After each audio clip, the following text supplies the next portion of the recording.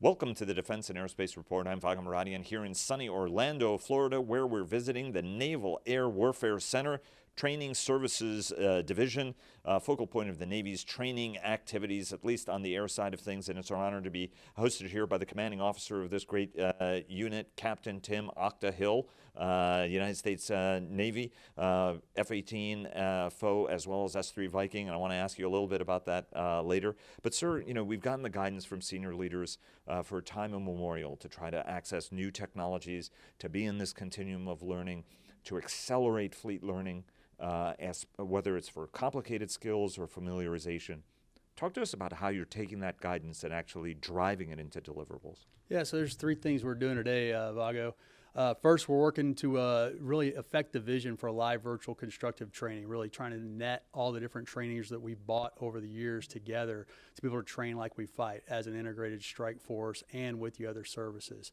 That's a pretty good piece of work that we're working after, but here in Orlando, where we've got all the other services right near us, we're able to work together pretty easily to get that to happen. The second piece we're working on is really a piece of our Ready Relevant Learning program here, which is going after the idea for career continuum of learning for our sailors. And that's not just our enlisted sailors where we're starting with Ready Relevant Learning today, but it's really all of the sailors in the Navy, really getting after the idea of true proficiency and learning over your entire career. And there's a whole lot of technology that comes behind that. There's a whole lot of governance that comes behind that because of the fact that you're really trying to herd all the different entities in the Navy that are responsible for training and training systems to go down a similar path together. And then the last thing we're really working is the idea that all the services are after, and DoD in general is after, which is to go fast, speed to the fleet as we call it. And one of the things we're doing there along those lines is implementing Naval X's vision for the tech bridge community to take the ecosystem that we have here in Orlando, harness non-traditional participants, harness innovators, and bring them into the fold and determine really rapidly whether what they've got to offer is anything that our sailors can use to train better, or in some cases, as we connect with the other ecosystems around the Navy, to understand if it's something that they have that can help us operate better out in the field as well, using all of our expanded authorities out there.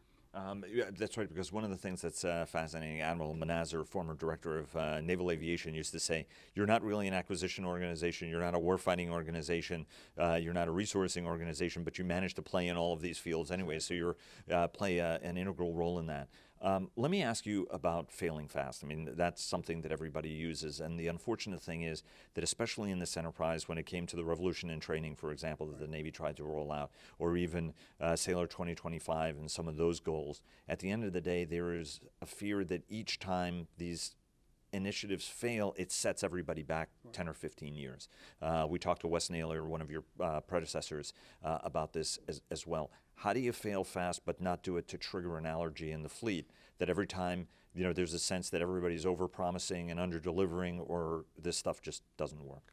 I think a lot of that goes, a lot of the ability to fail fast and not trigger the antibodies, as you called it, has to do with leadership commitment. When you look back on revolution and training, I think most of the history books would show you that the reason that failed is that we quit sustaining it. We just kind of dropped that training and let it go stale and left the fleet holding the bag. What we're trying to do today is really stand behind that training, continue to keep it moving, and continue to make it a viable product. And the same thing goes for failing fast in other technologies and such, would be that we want to fail fast so we can disposition something very quickly, understand where do we want to put our effort and where do we not want to put our effort. But when we decide to go behind something with that, then we need to get behind it and stay behind it to the degree that it has legs to continue moving through the field and doing some good out there. How are you pulling, when we were talking about it, you mentioned NAWC Keyport, the Naval Underwater Warfare Center in Keyport, Washington.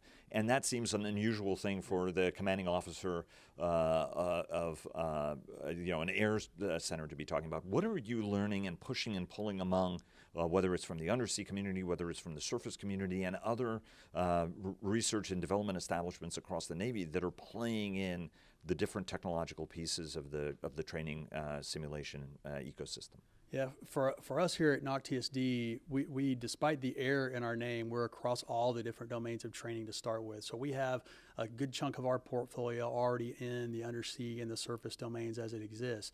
But more to the point of your question is that every one of those warfare centers that are out there that are considered part of the Tech Bridge network now have an area of expertise that they operate in, and we can learn something from them. For instance, Naval Surface Warfare Center Crane up just outside of Indianapolis is one of the most forward-leaning out there as it relates to intellectual property and how to harness the law community to work through some of the things that we have to deal with as we're working with innovators and such. And so we've got a lot to learn from those guys.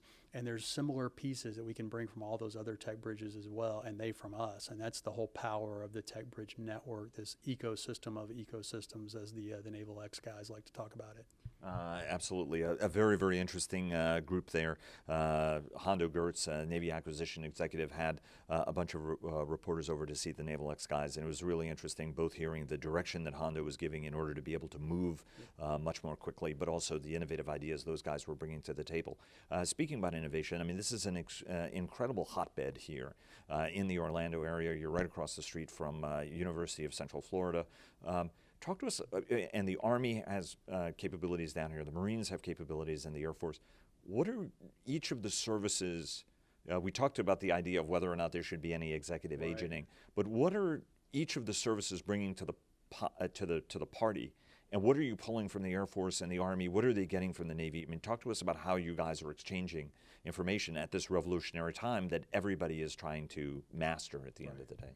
I think what we're seeing right now is that each of the services have their own distinct requirements out there and such. So we're all going down our own road, so to speak. But what we see is there's some enduring threads underneath that. The whole idea I mentioned earlier about live, virtual, constructive, and the need to net everything together. The ideas of cybersecurity and the defensive measures we need to take to harden our systems are all there. And so what we're seeing is that as we need to work together to be able to fight as a joint force, we're coalescing on our own standards, on our own places where it makes sense to leverage each other. And, you know, the Army invented something, so I don't need to go invent the same thing because I need the same thing. But in a different place, maybe I need to differentiate from the Army, so we'll go do that and such. So that ability to be kind of the coalition of the willing and do what needs to be done for the right reasons is giving us a lot of space to do that. And as you mentioned, here in Orlando, where all four services are right here next to each other, in the middle of the modeling, simulation, and training industry, in the middle of all this talent that exists from the University of Central Florida and others, just puts us in a place where we can do that very rapidly and very efficiently.